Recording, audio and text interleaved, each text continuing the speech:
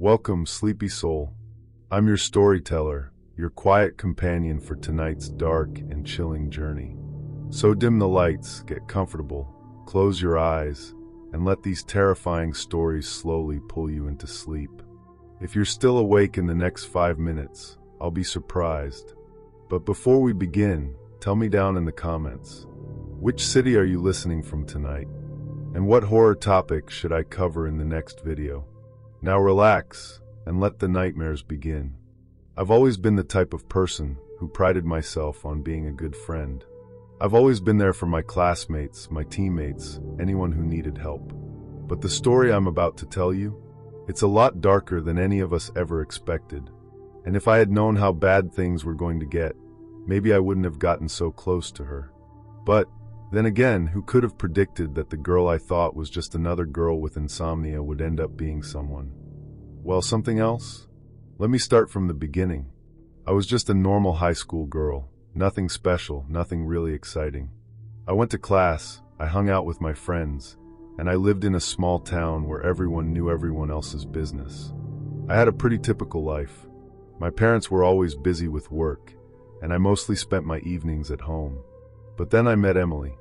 She was one of those girls you couldn't help but notice, but not because she was particularly popular or beautiful.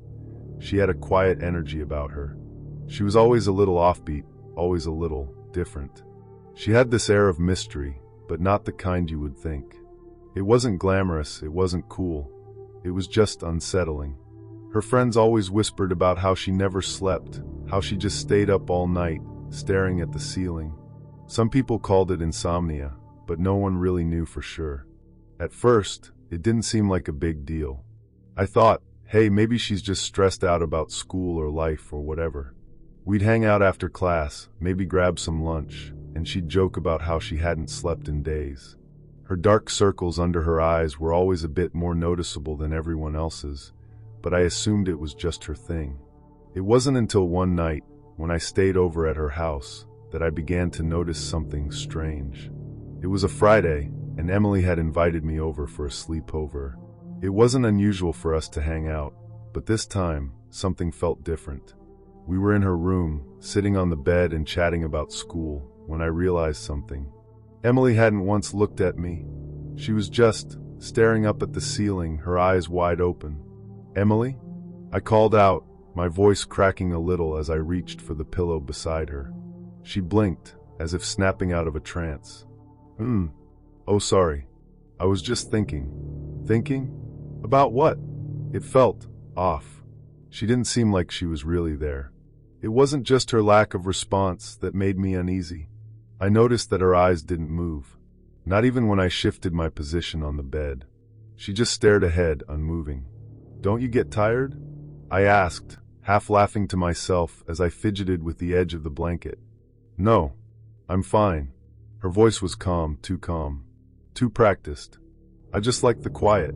At that moment, I told myself it was probably nothing. Maybe she was just really used to being awake at night, or maybe she really just liked the silence. I tried to relax, but I couldn't.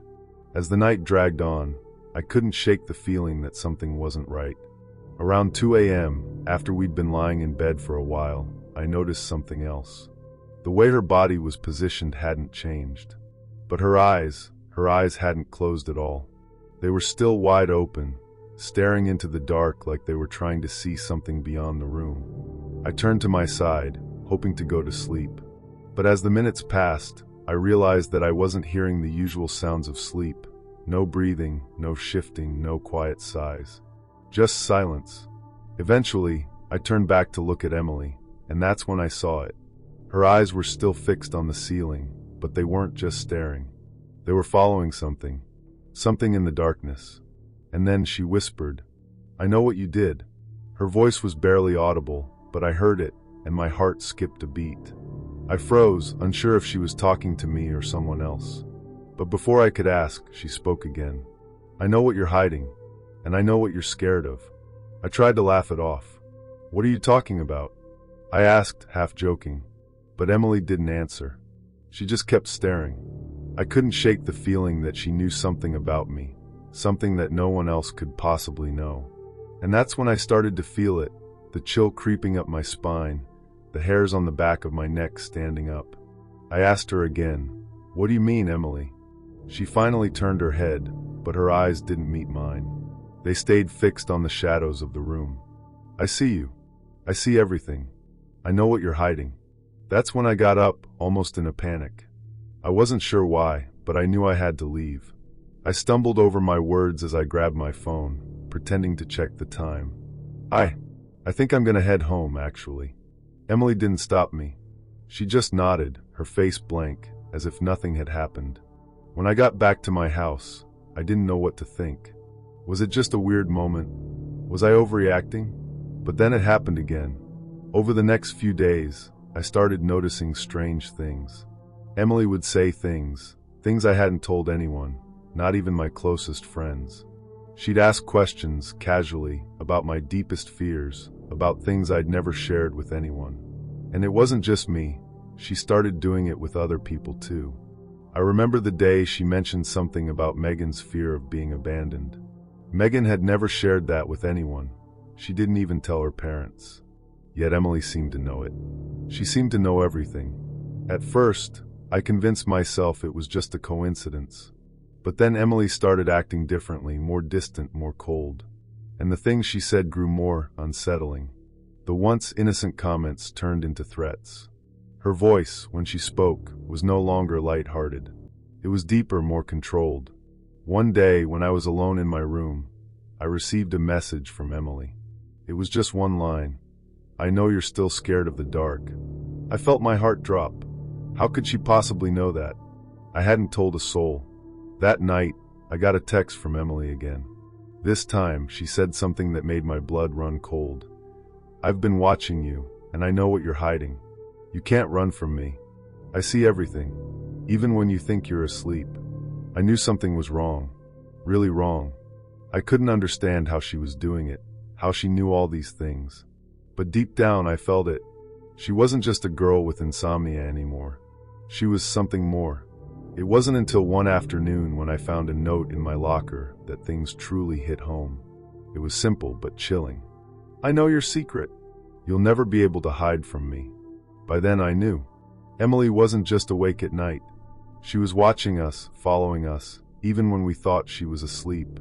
And the worst part, she was using what she knew to control us, to twist our lives into something we couldn't escape.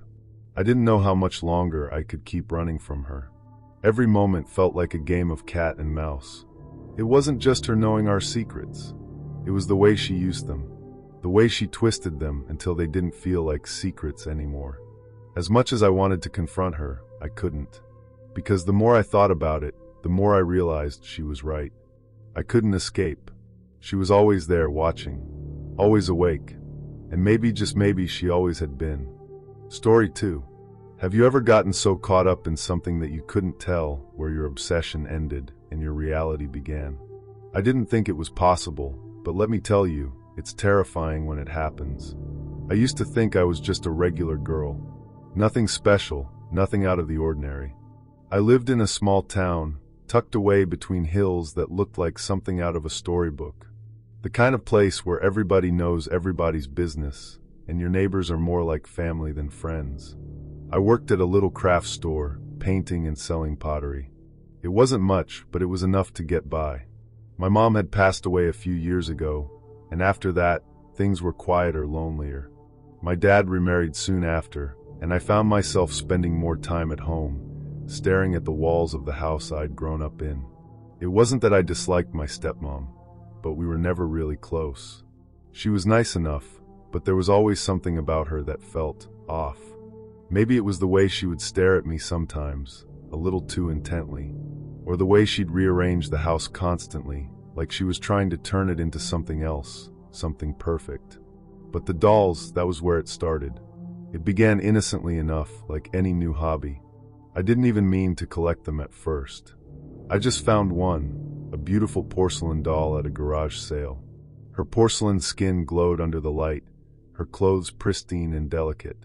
She looked so lifelike, almost like she was waiting for someone to bring her to life.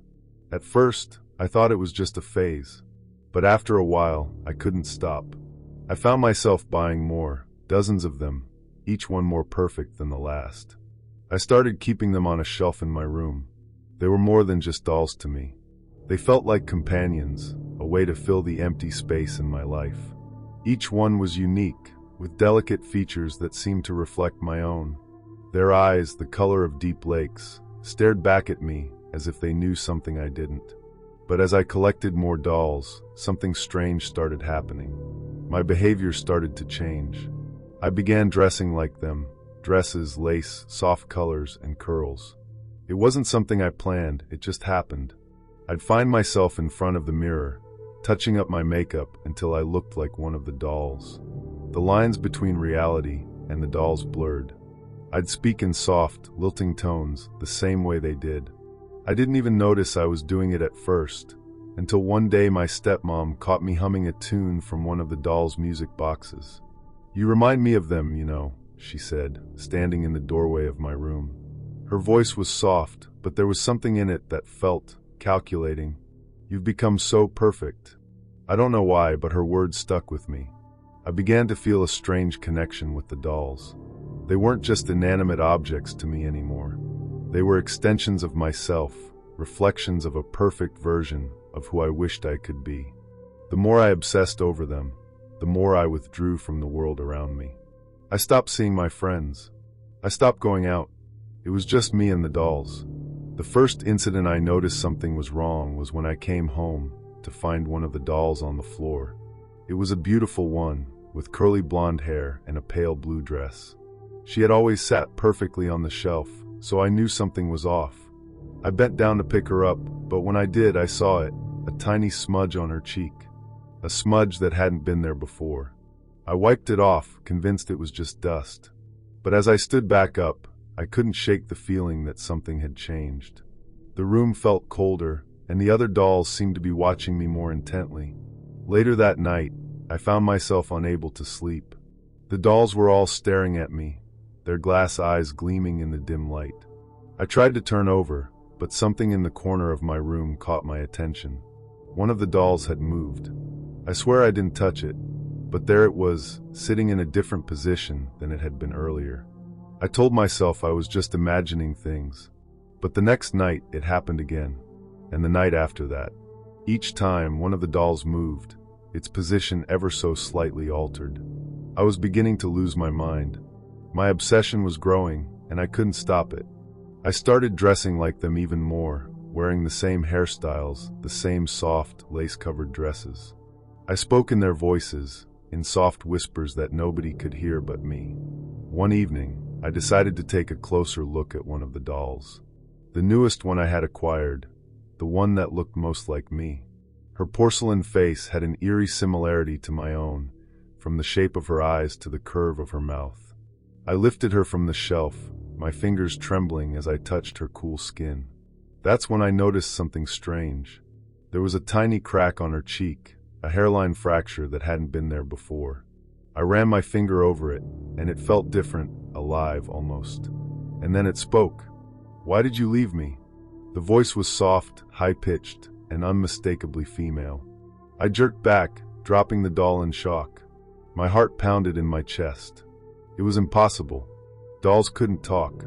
But then I heard it again, this time louder. "Why did you leave me?" I turned to look at the door. My stepmom was standing there, her eyes wide, staring at me with something like concern.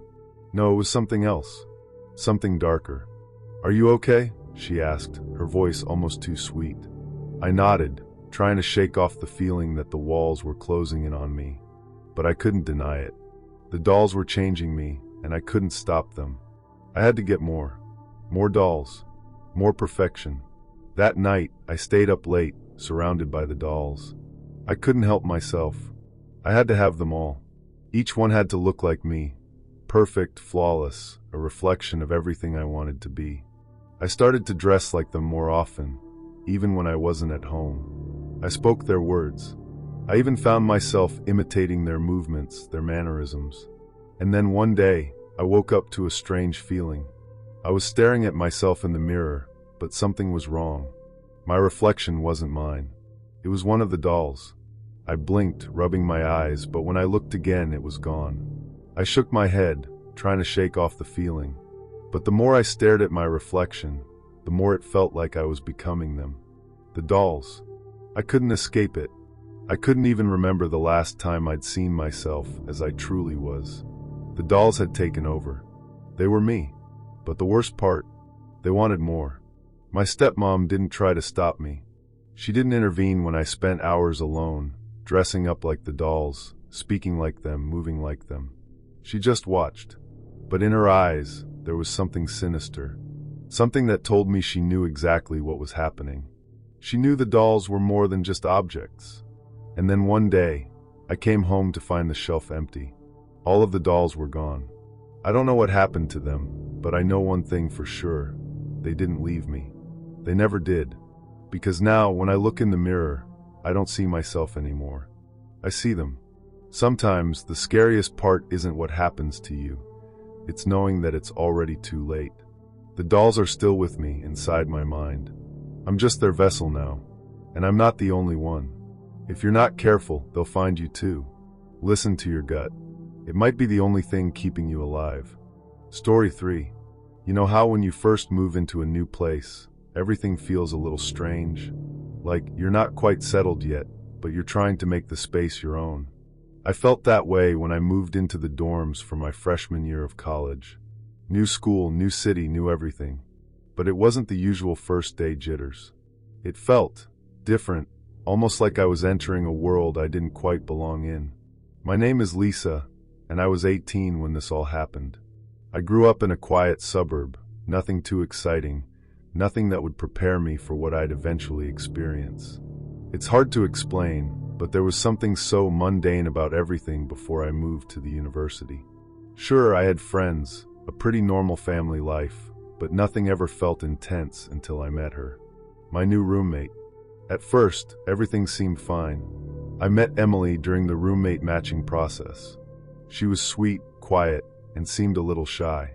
I thought, perfect. A good, safe roommate.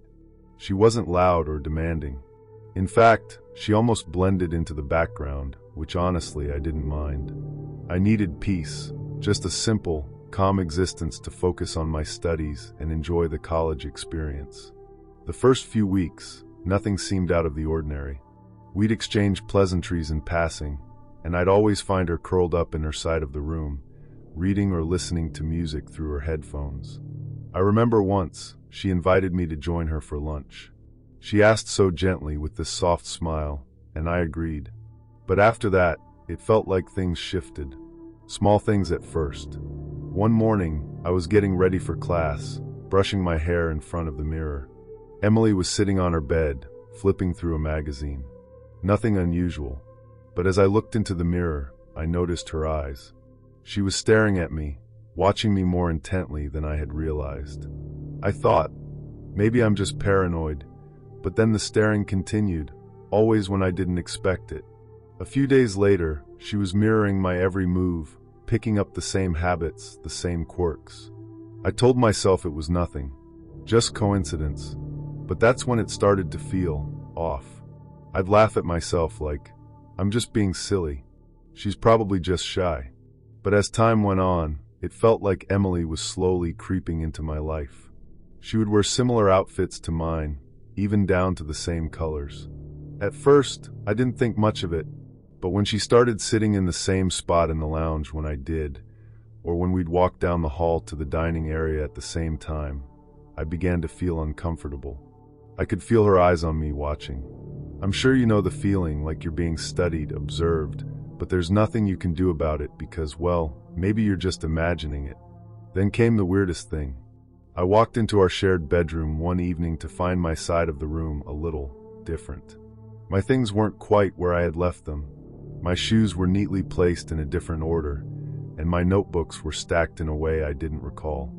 I asked Emily about it, thinking it was just a mistake on my part, but she smiled, her eyes wide, almost too wide, and said, I was just tidying up. Hope you don't mind. I felt a chill run down my spine, but I smiled awkwardly, unsure of what to say. No, it's fine. But it wasn't fine. Soon I began to notice other things. When I'd leave the room, Emily's things would always be in the exact same spot.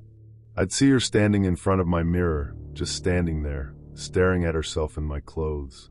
The thing was, it wasn't just admiration. No, it was something more, something darker. She was studying me, memorizing my every movement, as if preparing for something. But the worst part? It was the way she started copying me. At first, I thought it was harmless.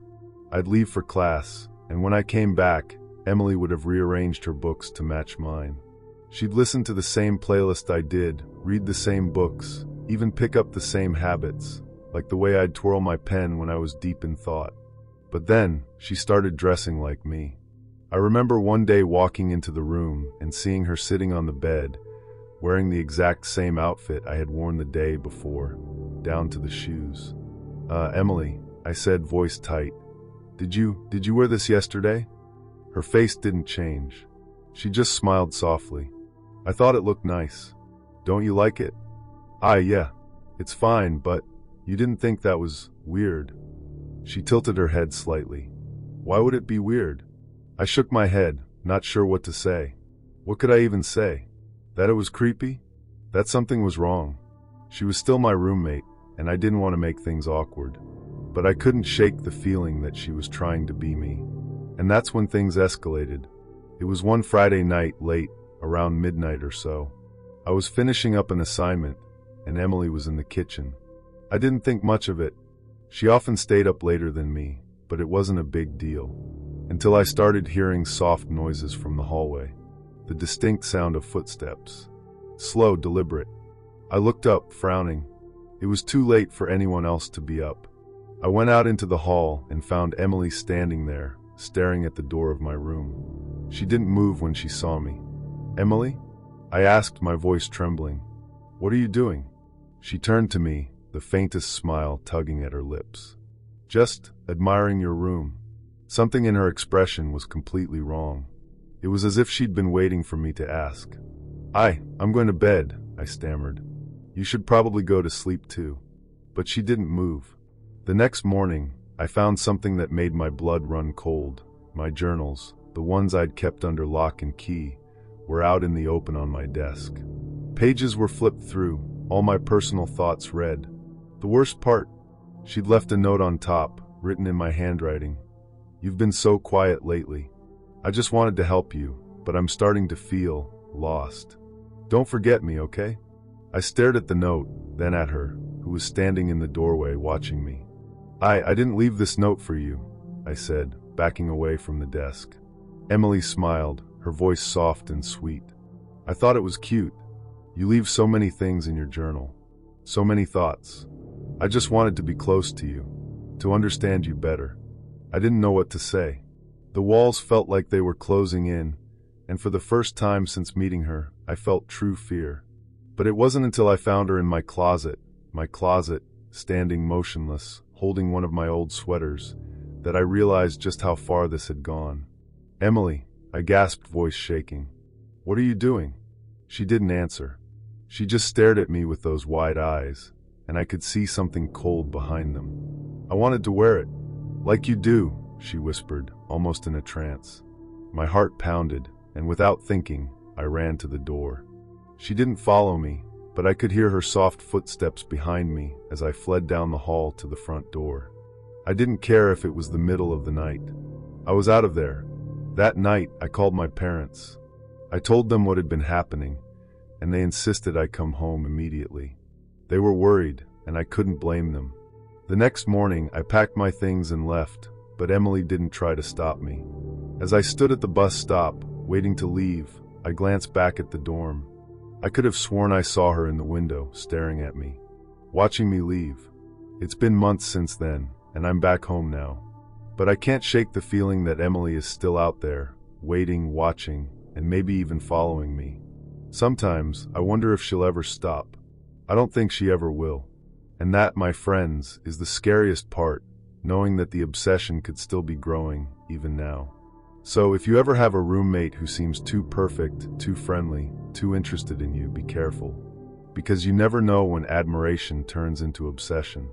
You might think it's nothing at first, but trust me, it's only the beginning. Story 4. You've probably heard of stories where a person becomes obsessed with someone else. And usually you'd think, oh, that's a bit creepy, but it's just in the movies. But what if it's happening to someone close to you? What if it's happening to you? I didn't believe in anything like that either. At least, not until it happened to me. Let me take you back. I'm Emily. I was 24 years old at the time, living in a small city apartment in Chicago, right in the heart of the downtown area. I had a regular life, nothing fancy, just a routine, the same boring job as an office assistant, friends who came and went, and a family who loved me. Life was normal, safe, nothing to worry about. I remember it so well, the faint hum of traffic outside my apartment, the smell of pizza that wafted in from the pizzeria downstairs. All of it felt like home. The first time I noticed something was off wasn't a big deal at first. It was just an odd, small moment that I easily pushed to the back of my mind. I had just come home from work one evening, took my shoes off, and tossed my keys into the bowl by the door when I saw it. A letter tucked neatly under the doormat. It seemed like a mistake. Maybe the landlord had slipped it under there, or maybe it was a stray piece of mail from a neighbor. It wasn't until I picked it up and noticed the lack of a return address that I hesitated. Still, I convinced myself it was nothing. Maybe someone in the building was just being nice. The letter was handwritten in neat, perfect cursive. My name was spelled out with elegance, and the message inside read, "You are more beautiful than words can describe. I see you every day, and I admire you more than you know. Don't be afraid of the future. It's filled with love." It was signed only with yours. I felt a chill run down my spine. I wasn't used to receiving anonymous letters, let alone ones that felt so intimate. But I shrugged it off. It was probably some sort of weird, misguided attempt at romance. Maybe someone had a crush on me and didn't know how to express it. I didn't tell anyone about the letter. It felt too embarrassing. But that was the beginning. The first of many. The second letter arrived a week later. Same spot, under the mat. This time, the handwriting was more hurried, as though the person couldn't wait to send it. I tore it open faster, expecting the same vague message. "I saw you at the cafe today, sitting by the window. I could barely take my eyes off of you. Your smile, it's as if you don't even realize how powerful it is. You're everything I've ever dreamed of. Please let me in." This one made my stomach turn. It was personal, far more personal than the first. I didn't even recognize the details. What cafe? I hadn't been to any cafe. I lived in a tiny bubble. I rarely left my apartment except for work. I couldn't ignore it now. Someone had been watching me. Someone knew where I'd been, what I'd done. But who? A few more days passed, and I couldn't shake the feeling that something was off. The third letter came. This time, it wasn't left under the mat. It was tucked into the crack of my door, like someone had slipped it through while I was out. "I see you in your apartment. Alone yet not. I feel you. You are everything I've ever wanted. I can see your every movement, and you don't even realize. It's so beautiful." The air around me thickened. I could barely breathe. Someone had been in my apartment. They knew where I spent my time. They watched me while I wasn't paying attention. I was officially terrified, but I didn't know who to talk to. My friends wouldn't take me seriously. It was just letters, right? Letters could be ignored, thrown away. But something about the way the last one was written, how it seemed so possessive, left me frozen. Whoever it was, they were coming closer. That's when I noticed the small things. The way the shadows under my door seemed to shift, even when there was no one there. The subtle scrape of something against the floor late at night when I thought I was alone. I thought it was my imagination playing tricks on me. Maybe it was the stress from work, or my mind making connections that weren't really there. Then came the phone call. I was sitting at home one evening, scrolling through my phone when it rang. The caller ID said unknown. I hesitated before picking it up. "Hello?" I asked, my voice shaky. There was silence for a moment, and then a voice I didn't recognize spoke softly. "I know you're scared, but don't worry, Emily. I'll be with you soon." The call cut off before I could respond. I stared at the phone in disbelief. Who was that? How did they know my name? That was when I started keeping the lights on at all times. I left a lamp burning even when I was trying to sleep, always checking the locks on my windows and doors. I was paranoid, but could you blame me? Whoever was writing those letters knew too much. They were getting closer, and they were watching me. I tried calling the police, but they couldn't do anything. They told me it was likely just a prank. But who could prank someone like this? And why? Days went by, and the letters kept coming. Each one was more intimate, more obsessive than the last. I tried throwing them away, but each time, I'd find another. They'd appear in my mailbox, in my hallway, tucked under my pillow when I woke up. And each one brought more details. Where I'd gone for lunch, the color of the shirt I was wearing, how I'd stopped to pet a dog on my walk. Then, one night, everything changed. I had been home all day, feeling more uneasy than usual. The apartment felt like it was closing in on me. I kept hearing strange noises outside my window, the sound of someone walking, pacing. But every time I looked out, no one was there. Around midnight, I heard the doorbell. I froze. I didn't expect anyone. No one ever came by at this hour. I didn't answer, but the bell rang again. Then again. I had to know who it was. I slowly walked to the peephole and peeked through, my heart racing in my chest. There, standing in the hallway, was someone I knew. It was someone I had seen every day but never thought much of. A guy who worked in the same office building, one floor below mine. He was always polite, but we had never spoken beyond the occasional hello in the elevator. His name was Mark. I unlocked the door, my voice barely a whisper. "Mark? What are you doing here?" His eyes were wide, and his smile was unsettlingly perfect. I had to come. I couldn't stay away any longer. He stepped forward, his presence overwhelming. He was in my space now, and I felt a surge of dread like nothing I'd ever felt before. "You've been so kind to me, Emily. You never noticed. But I noticed you. Every day. Every little thing you did. And now I'm here. You're mine. You'll see soon." I stumbled back, my feet unsteady. My hands shook. Mark reached into his jacket pocket and pulled out one final letter. This one I recognized instantly. It was the same handwriting. But this time, it was addressed directly to me, not under my door, not hidden in my mailbox. It was in his hand, and it was clear. "It's time, Emily. You're ready.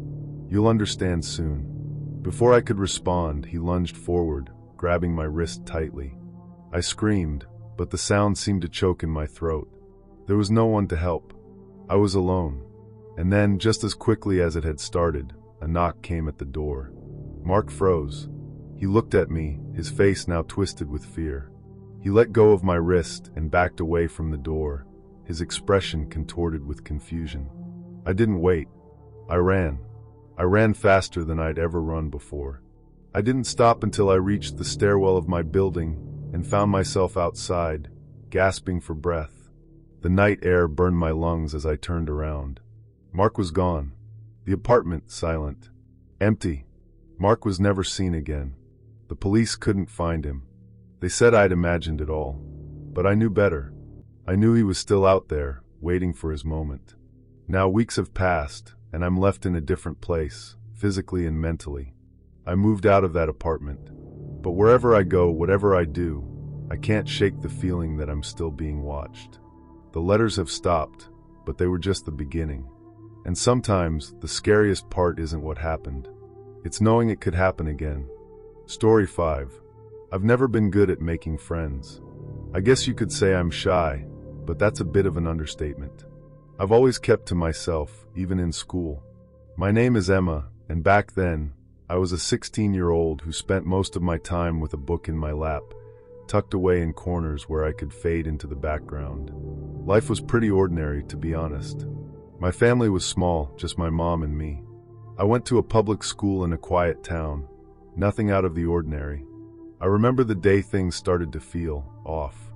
It was a regular Tuesday, not a single thing special about it. The sky was clear, and the sun had just started to dip down behind the trees. The school bell rang, signaling the end of another mundane day. I gathered my things and was heading to my locker when I saw her, Sophie. Sophie was everything I wasn't. She was popular, loud, confident. The kind of girl who always had a group of friends following her around. I had seen her around for years, but we had never really talked. So, when she waved me over as I was walking out of the building, I was surprised. "Hey Emma, you want to walk home together?" she asked, a big smile on her face. I blinked a few times, not sure if I heard her right. "Me? Are you sure?" I stammered, suddenly feeling awkward. "Yeah, why not?" She grinned. "You're always so quiet, thought maybe we could talk." That was the start of everything. For the first time in my life, someone who was popular actually wanted to talk to me. I couldn't quite believe it. Sophie and I started walking home together, and I remember thinking how easy it was to talk to her. She wasn't like the other girls. She didn't make me feel out of place or weird. But then, small things started happening. At first, I didn't think much of it. One afternoon, we were sitting at the park, chatting about school and life, when Sophie casually mentioned, I was thinking about getting a new phone case. You'd look cute with the purple one." I froze. I hadn't mentioned anything about my phone case, not to Sophie anyway. In fact, I hadn't even been thinking about it. But there she was, casually dropping that line, like she knew what I'd been mulling over in my head for the past hour. I laughed it off. "Huh, what a coincidence," I said, brushing it off with a smile. But the weirdness didn't stop there. It escalated. The next day we were sitting in class when Sophie turned to me and whispered, "You were thinking about what you're going to have for lunch, right? You should go with the chicken wrap today. It'll be perfect." My mouth went dry. I hadn't even been thinking about lunch. I'd been zoning out, trying to focus on the teacher, and suddenly, Sophie knew exactly what was in my mind. It wasn't just a guess. She had said it as if she'd read my thoughts. I started to pull away just a little. But Sophie? She wasn't having any of it. "Hey, we're friends, right?" she asked, one hand on my arm, looking at me with those deep brown eyes. "Don't be weird.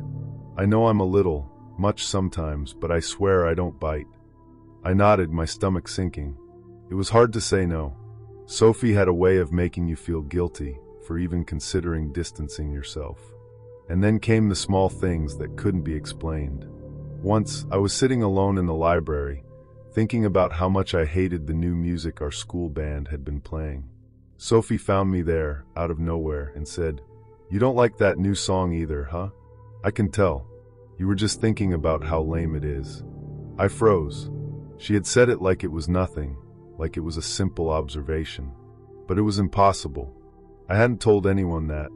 Not even my mom knew how much it bothered me. I tried to ignore it, but it was getting harder to shake the feeling that Sophie knew things she shouldn't. Soon after, it started to feel like more than just coincidence. It was like Sophie could make things happen based on what I was thinking, as if my thoughts had become some kind of tool for her. I started hearing her voice in my head, the way she would drop little hints about things I had never said aloud. At first, I thought it was just me. Maybe I was imagining it, feeling paranoid, or just not thinking clearly. But it kept happening. She would predict things, small things like where I'd put my books or what I was about to eat. It wasn't normal. The tension kept building. I couldn't get away from it. Sophie would text me at the exact moments I was thinking about something, like she knew when I was about to leave the house, or when I'd be at my locker. She'd show up like she had some kind of sixth sense about where I'd be. One evening, I was sitting in my room, scrolling through my phone, when I had a sudden thought. What if Sophie's been using some kind of trick to make me think these things? But that was just me overthinking. I let out a laugh at myself, trying to convince myself I was just being silly. I went to bed, my mind racing with all sorts of ideas. The next day, Sophie texted me. "Hey, I've been thinking. What if I could, predict stuff for you? You wouldn't have to wonder about anything anymore." My heart stopped. She had heard me. She knew exactly what I was thinking. I never mentioned it. I had never told anyone.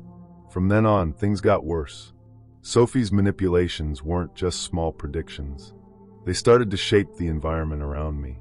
I'd think about a friend not showing up to school, and that friend would text me, telling me they were sick.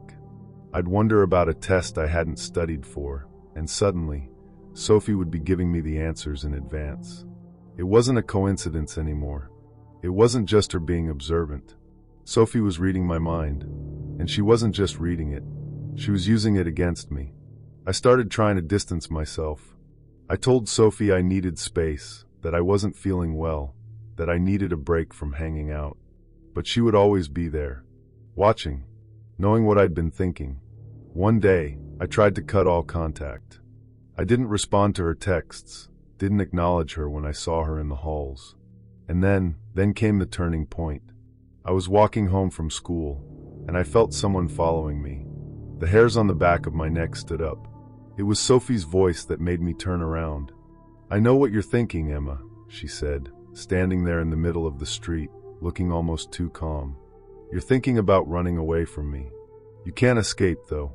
I'm always going to be with you." I felt sick. I wanted to scream, to run, to get away from her. But my legs wouldn't move. My mind was racing, the realization sinking in. Sophie was playing some twisted game with me, and there was no way out. I ran. I didn't know where I was going. I just had to get away. When I finally reached home, my heart was pounding, and I locked myself in my room, pulling the curtains shut. But even then, I could feel her presence lurking just outside the door. It didn't matter where I went. Sophie knew. Days passed. I couldn't escape the feeling that Sophie was still watching me, still manipulating things around me. No one believed me when I told them. My mom thought I was just going through a phase. My friends thought I was being paranoid. But I knew the truth. Sophie was inside my head. Time passed, and I learned how to live with it, sort of. But I don't think I'll ever be the same. I can't trust my thoughts anymore. I can't trust the people around me. I can't even trust my own mind. And if you're listening to this, just remember, sometimes the scariest part isn't what happened. It's knowing it could happen again. Sophie isn't gone. She's always there, somewhere, in the back of my mind, just waiting for the next chance to strike. Story 6. I never thought much about mirrors. I mean, they're everywhere, right? I grew up in a small town, so most of my life felt pretty ordinary, and that's exactly how I liked it. Nothing special, just the usual routine. School, work, hanging out with friends. Life had its ups and downs, but nothing ever felt like a threat. At least, not until she showed up. I'm Sophie. I was 16 when it started, just an average teenage girl, trying to survive high school without too much drama. I lived in a quiet neighborhood with my mom and younger brother. The house was nothing fancy, but it was home. My mom was a single parent, always busy with work, and my brother, he was a pain like most little brothers. But all in all, we got along and things were good. Peaceful. Boring in a way, but in the best sense. Then one night it started. I had just come home from a late study session with a friend. It was around 11 p.m., so the house was quiet.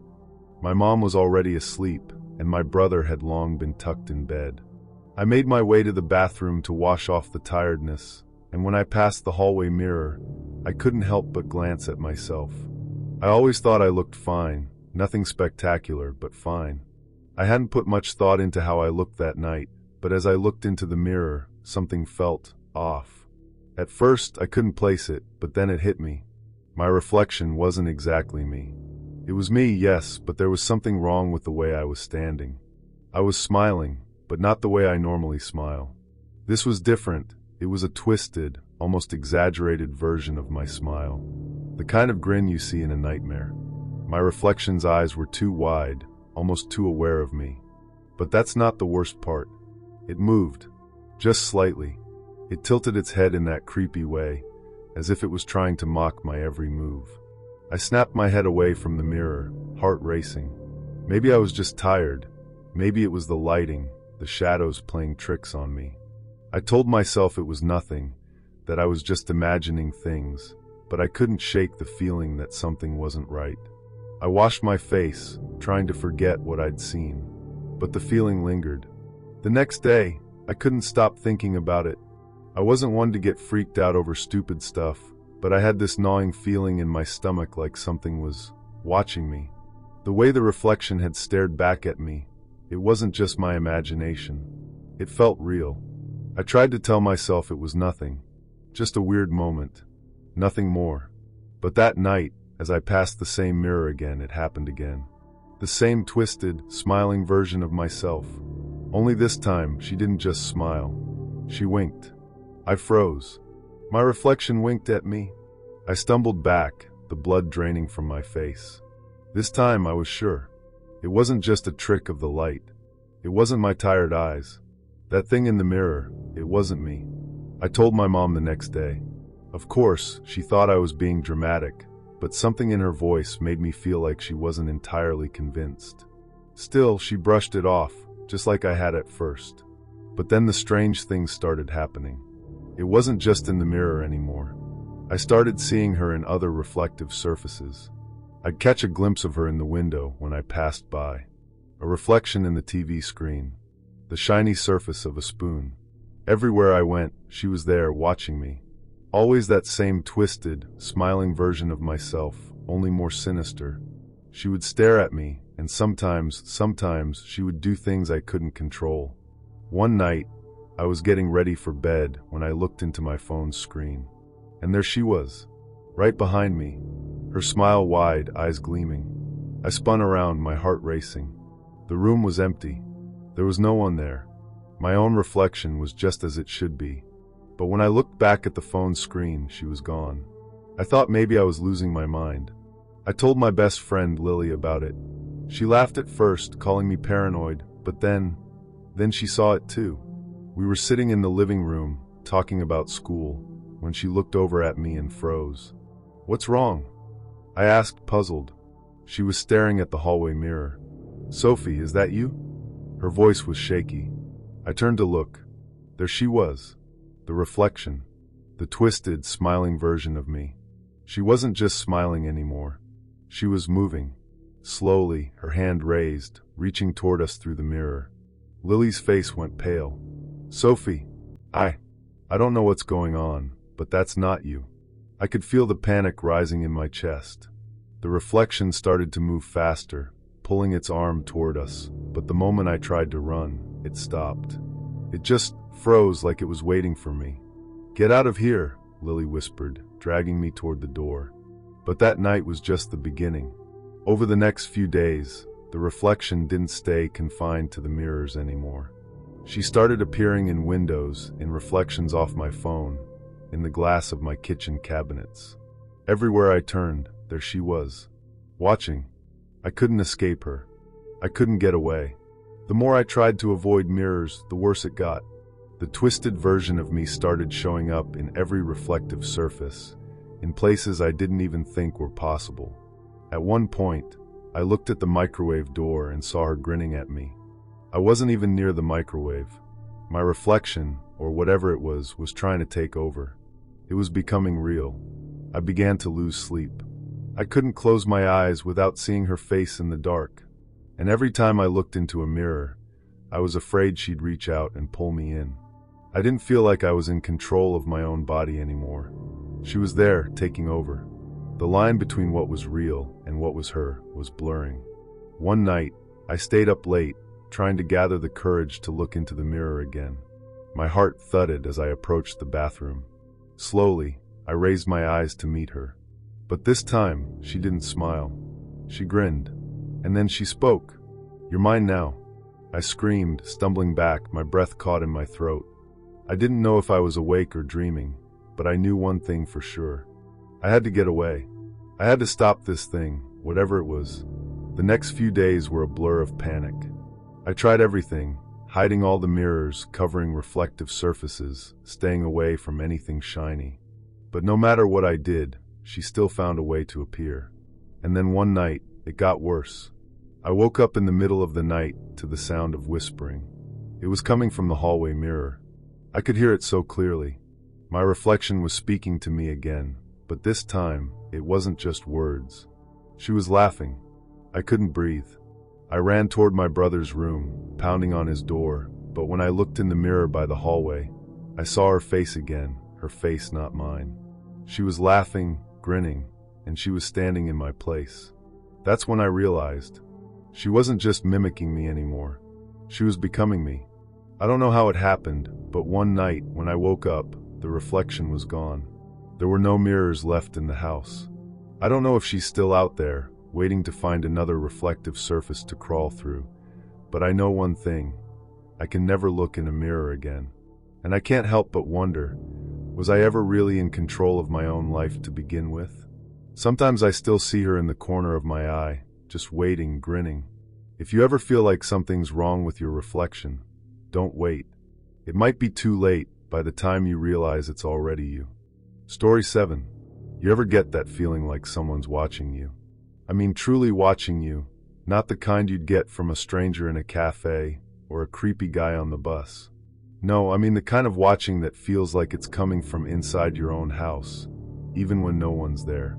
You'd think I'd be used to it by now, but I'm not. And I know I should have trusted my gut sooner. Hi, I'm Sophie. I'm 23, living in a small apartment in the city. Nothing special. I'm just a normal girl with a boring job in marketing, the kind where you spend most of your days behind a desk, typing emails and pretending to care about corporate buzzwords. I share a place with my best friend from college, Emily. She's more outgoing than me, always busy with something, so I usually just keep to myself in the evenings, watching shows or reading.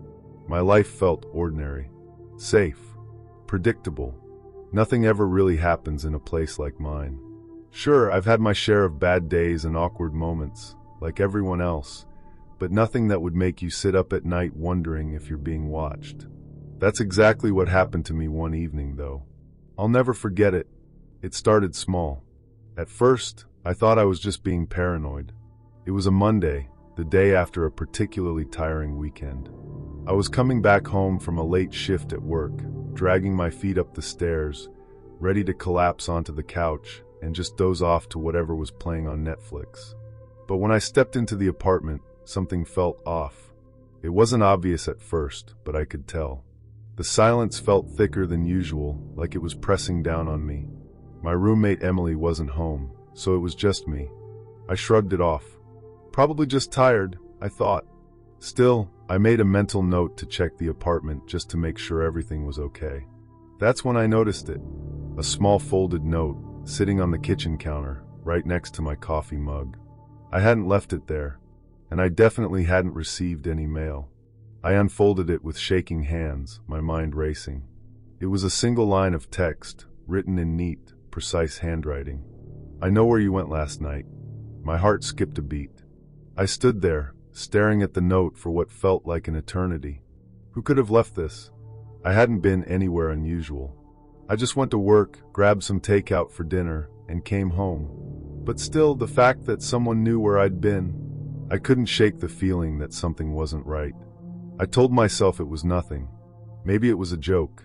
Maybe it was just some weird prank from a friend. But the fear that crawled up my spine wouldn't let me rest. I looked around the apartment. Nothing was out of place. The door was locked. The windows were secure. But there it was again, that nagging feeling that someone was watching. I threw the note away, trying to convince myself it wasn't a big deal. But the next day, the messages started coming. At first, they were just small, cryptic texts. I would wake up in the morning and find a message waiting for me. They weren't threatening, not at first. Just unsettling. You looked tired yesterday. I saw you at the store. You always pick the same cereal. You've been thinking about that guy from work, haven't you? I tried to ignore them, but it was impossible. The messages were too specific, too accurate. It felt like whoever was sending them had been following me, observing me. The thing is, I didn't tell anyone. Not at first. I didn't want to seem paranoid or crazy. I'd tell Emily, but what would I say? Hey, I'm getting these weird texts from someone who knows way too much about me. No, I wasn't going to be that person. Besides, it could be harmless, right? But then came the phone call. It was late. Too late for anyone to be calling, really. My phone buzzed on the nightstand next to me, and I groggily reached for it, thinking it was just a spam call. But when I looked at the screen, it was a number I didn't recognize. I hesitated for a moment before answering, my heart pounding in my chest. "Hello," I said, my voice sounding shaky even to me. The voice on the other end was distorted, almost robotic. A low, soft rasp that sounded like it was filtered through several layers of static. "Did you enjoy your walk in the park this afternoon?" the voice asked. I froze. How could they possibly know that? I hadn't even told anyone I'd gone for a walk. "How do you know that?" I stammered, my heart pounding in my ears. There was a long pause. Then, the voice spoke again, quieter this time. "I know everything, Sophie. You don't have to be afraid. I'm not going anywhere." The line went dead. I sat there, holding the phone, unable to move. I don't know how long I stayed like that, just staring at the screen, but when I finally gathered the strength to put the phone down, I knew something had changed. This was no longer just some weird coincidence or a prank. It was real, and it was terrifying. The next few days were a blur of paranoia and fear. I started checking over my shoulder whenever I left the apartment. I stopped going to my favorite coffee shop, afraid someone might be waiting for me there. I even changed my routine, trying to throw off whoever was watching me. But no matter what I did, the messages kept coming. Every day a new text. Every day a new detail about my life that no one should know. And then one evening, I came home to find something different. On the kitchen counter, there was another note. This one was longer, more detailed. It was like the person had been watching me for months, documenting every movement, every moment. "You never notice me, do you?" it read. "You never notice the way I watch you when you're in the elevator, or how I stand just behind you in line at the store. You never notice how close I've been this whole time, but I'm right here, always." That's when it hit me. This person wasn't some stranger. They weren't some random creep who had found me on social media. They were someone I knew, someone who had been close to me for a long time. I started thinking about all the people I'd seen regularly. Friends, coworkers, even family. It could be anyone. The idea that it might be someone I loved, someone I trusted, made my skin crawl. I had to know who it was. I couldn't just sit around anymore. I had to take control of the situation before it got any worse. So, I did what any rational person would do. I went to the police. But they weren't much help. They told me to keep a record of everything, take notes of the messages, and watch for anything unusual. But what was I supposed to do with that? How do you catch a ghost? How do you confront someone who knows everything about you, but you don't even know who they are? A few weeks passed without anything major happening. I'd started to think maybe I was just being paranoid after all. But then one night it got worse.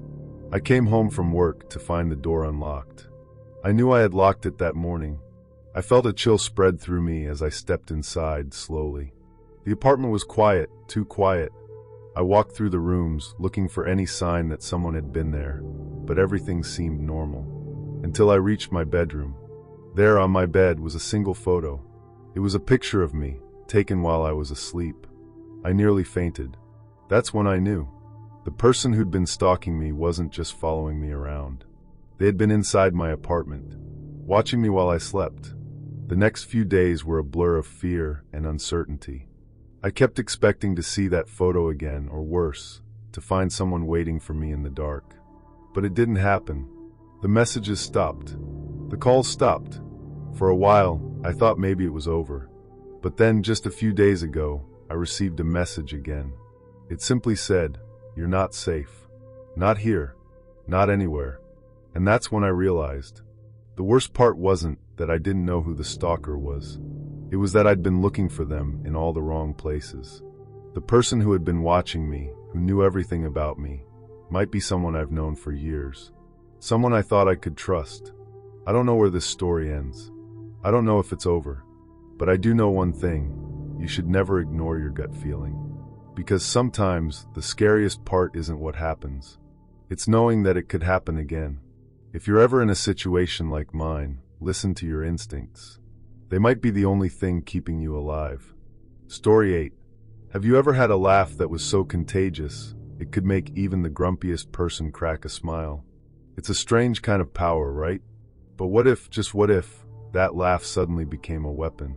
I guess you could say I had one of those laughs, bright, loud, and infectious. People loved it. I mean, they really loved it. It made me feel like I could bring joy to anyone, even on the hardest of days. But everything changed one night at a party I never thought would be my undoing. I'm Emily, and I was just 19 at the time. I lived in a small town, the kind where everyone knows everyone, and your worst secret was the thing that might get whispered about over the bakery counter or at the diner. My life felt ordinary, predictable. school, friends, and on weekends partying with people I barely knew, but I loved the distraction. My laugh was my signature, the thing that set me apart. That's where it all began. It was one of those house parties, the kind where everyone drinks too much and forgets what they did the next morning. But this one was different. It felt different from the moment I stepped in. The house was older, with creaky wooden floors and lights that flickered when the music got too loud. It smelled like cheap beer and something else, something almost metallic. Maybe it was just me. I'd been to dozens of parties before. The night was just like any other. I laughed, talked to friends, and at one point, I found myself sitting with a group of strangers in the living room. They were all watching me, waiting for me to laugh. I didn't think much of it, so I let out one of my signature laughs, a loud, unapologetic laugh that had the entire room grinning. But something happened that night. The air seemed to shift, just for a moment, like the room held its breath. I didn't notice it at first, but as I kept laughing, the feeling got stronger. I started hearing whispers in the background. Soft, unintelligible murmurs that almost felt like they were coming from the walls themselves. I shook it off. A few drinks and a few laughs always made me feel like I was hearing things.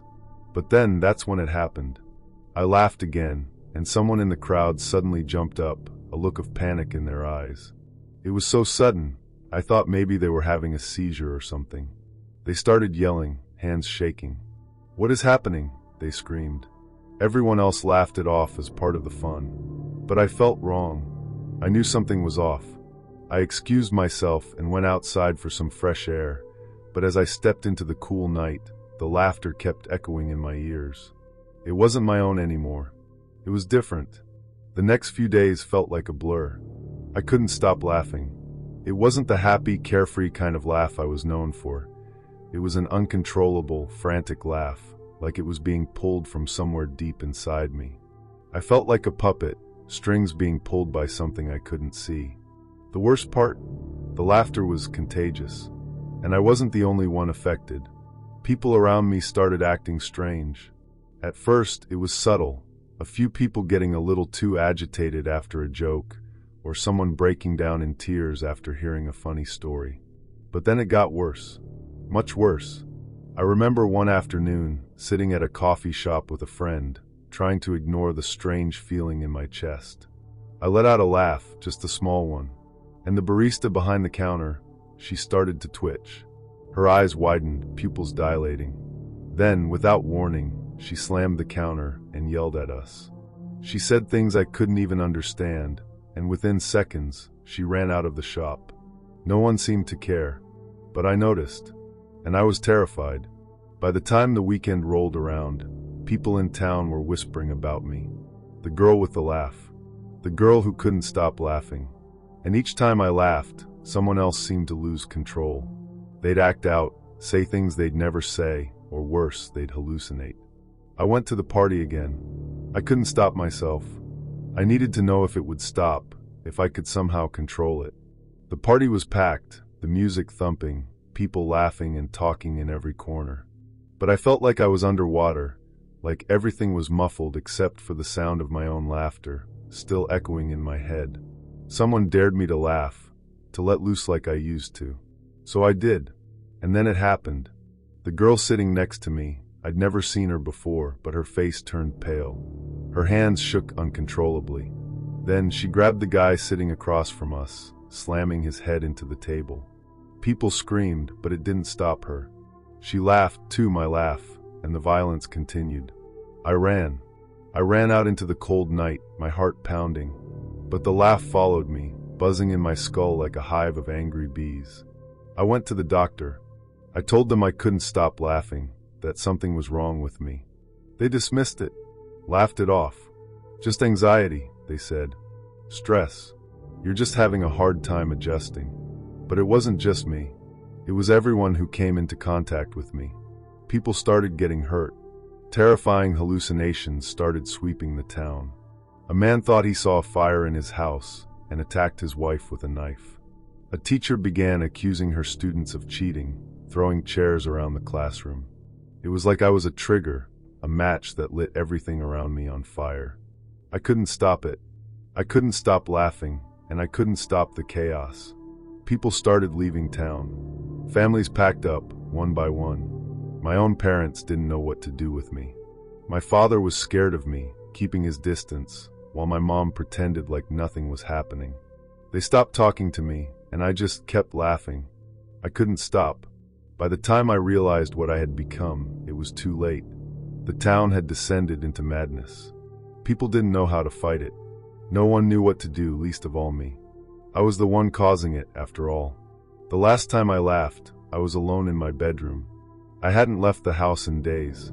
The laughter was so loud now, it felt like it was tearing me apart. It was suffocating, driving me mad. The last thing I remember before everything went dark was the sound of someone screaming. I think I'm still here, but I'm not sure. Every now and then I hear it, a laugh, my laugh, but it's not mine anymore. Sometimes I wonder if I'll ever be able to stop it. I suppose the scariest part isn't what happened to me.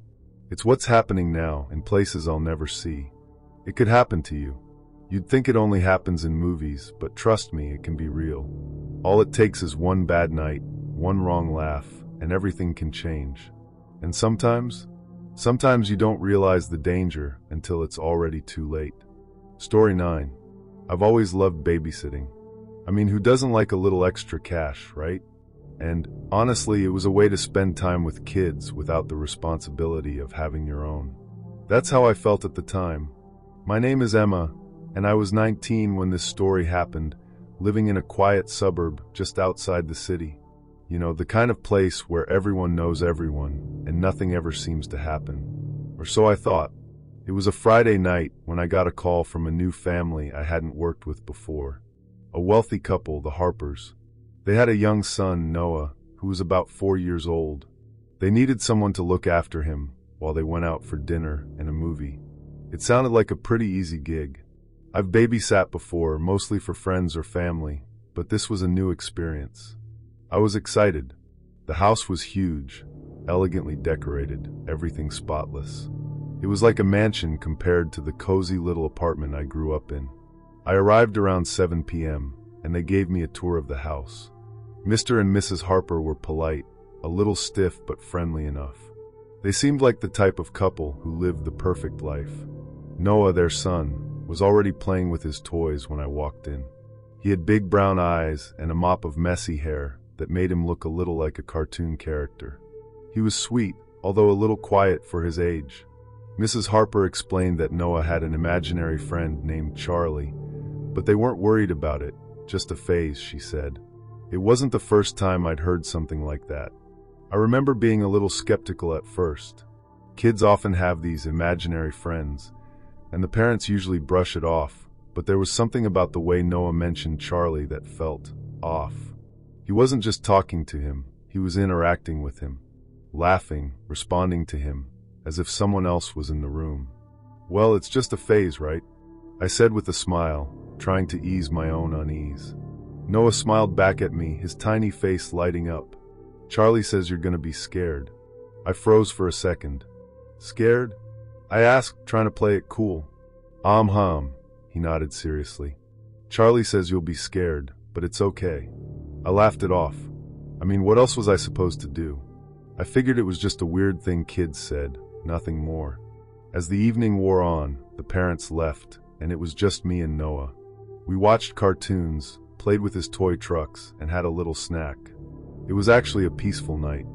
But then, around 9 p.m., the first strange thing happened. I was sitting in the living room, Noah playing quietly on the floor in front of me, when I heard a faint sound. A whisper. It wasn't loud enough for me to make out, but it was there, like someone just behind me was saying something. I turned around, but there was no one there. Just the hallway leading to the bedrooms. I shook it off. Probably just the wind or my imagination. Noah? I called out, trying to sound casual. Did you hear that? Noah looked up from his toys, his eyes wide. Charlie said it's not the wind. It's him. At this point, I felt a little chill run down my spine. Charlie? What do you mean it's him? Noah didn't answer right away. He just looked at me, his eyes narrowing. He stood up and walked slowly to the hallway, then turned and whispered, Charlie says you're not supposed to be here. My heart skipped a beat. What was going on?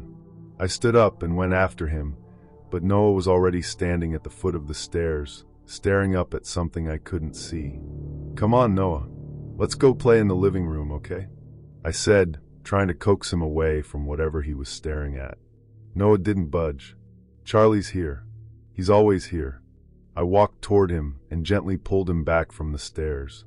I couldn't shake the feeling that something wasn't right. It was as if the house itself was watching me. Around 10 p.m., I went to put Noah to bed. He was unusually quiet, and it was starting to get a little unsettling. I tucked him in, gave him a kiss on the forehead, and turned off the light, leaving the door slightly ajar like I always did for my younger cousins. As I was about to leave the room, Noah's small voice stopped me. "Charlie's here, Emma." I smiled, thinking he was just talking about his imagination again. But when I looked at him, I realized he wasn't looking at me. He was staring at the corner of the room, wide-eyed and unblinking. "Charlie says you can't leave." My stomach churned. I felt a cold sweat on my neck. I smiled nervously. "I'm just going to be right outside, Noah." "Okay." Noah nodded slowly, but he didn't take his eyes off the corner. I closed the door quietly and walked down the hallway, my heart beating faster than usual. What was going on? I sat in the living room, flipping through a magazine to distract myself, but the house felt heavier, quieter, as if the silence itself was suffocating.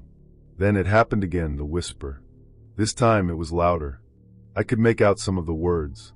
"Get out." I stood up, frozen in place. My eyes darted around the room, scanning the dark corners. There was nothing there, but I couldn't shake the feeling that someone was watching me. I grabbed my phone, ready to call the Harpers, but before I could, the sound came again, more distinct this time. "Get out, Emma." I turned toward the voice, heart pounding in my chest. But once again, there was nothing. Just empty air. Something told me I wasn't alone. I started to feel like I was losing my grip on reality. Could I be hearing things? Was I just tired? No, it felt too real. It was too persistent. I hurried back to Noah's room and gently knocked on the door. When I stepped inside, I saw him sitting up in bed, looking right at me with an unsettlingly calm expression. "Charlie says you're not safe here. He wants you to go." "Noah, what do you mean? Where's Charlie?" Noah turned slowly toward the corner of the room and pointed. "He's right there." I followed his finger and felt my breath catch in my throat. The corner was empty, but there, just in the shadows, I could see something faintly reflected in the mirror, a figure, a shadow, a face. I backed away, my legs weak, my mind racing. My phone was in my hand, and I needed to call the parents now. But I couldn't look away. I kept staring at the mirror, and slowly, the figure in the reflection began to shift. It looked like a woman, someone familiar. But there was no one there. My thoughts raced. Could this be what Noah was seeing? Was he really seeing something? Or was I just imagining things? The figure in the mirror moved again, and my heart stopped. She smiled at me. I grabbed Noah's hand, pulling him out of bed.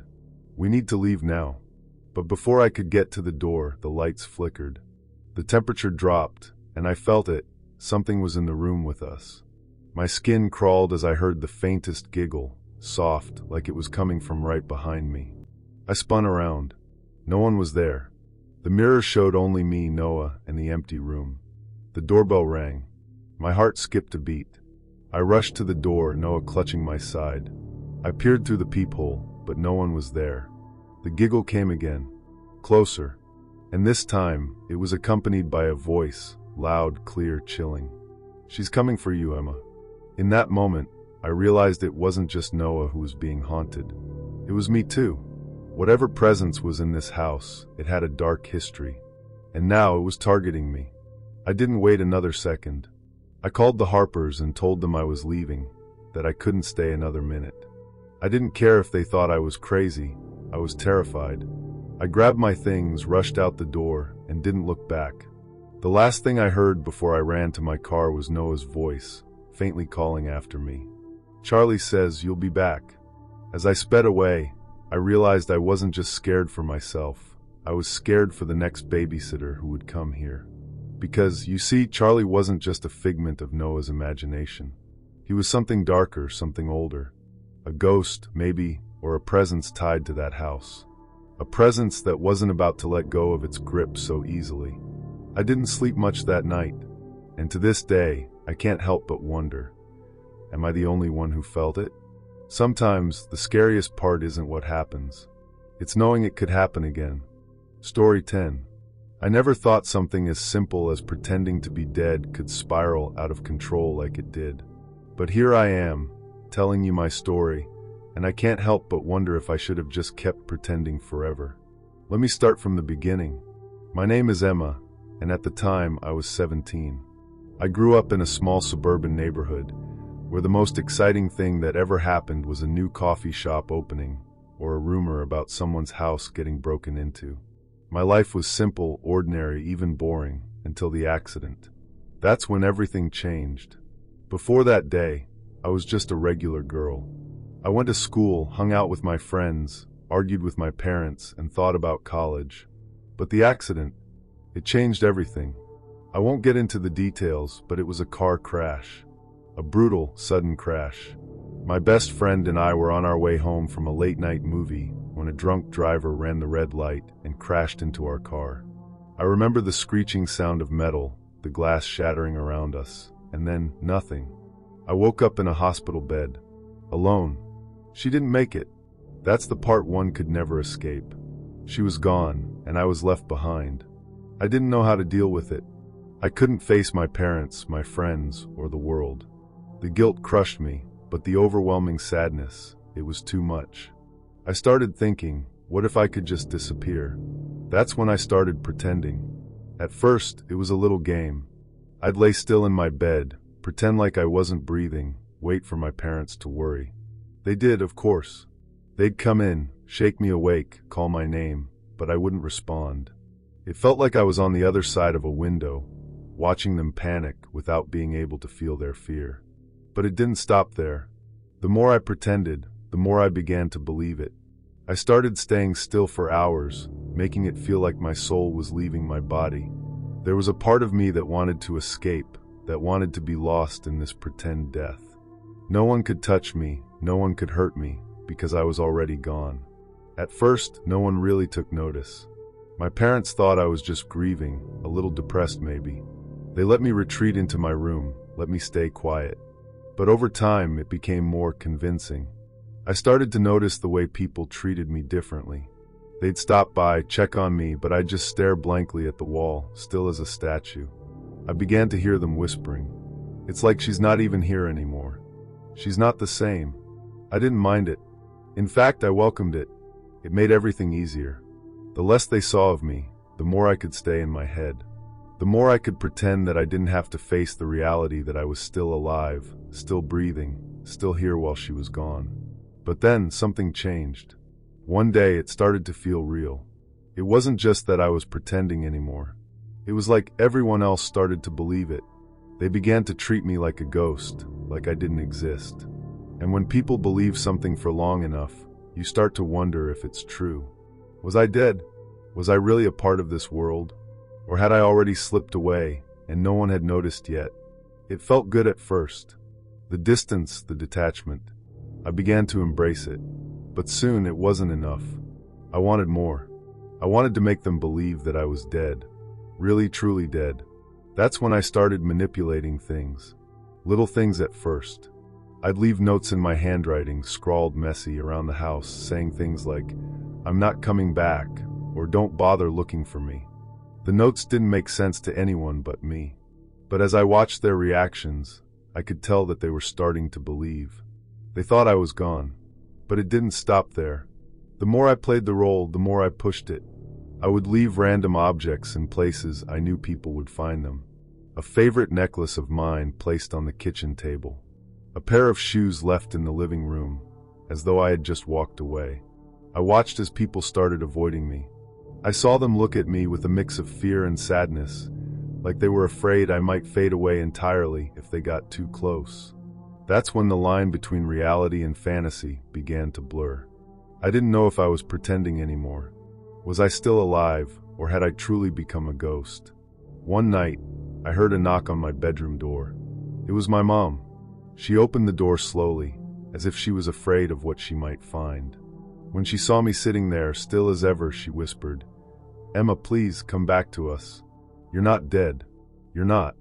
And for the first time, I didn't want to break the illusion. I wanted her to believe it.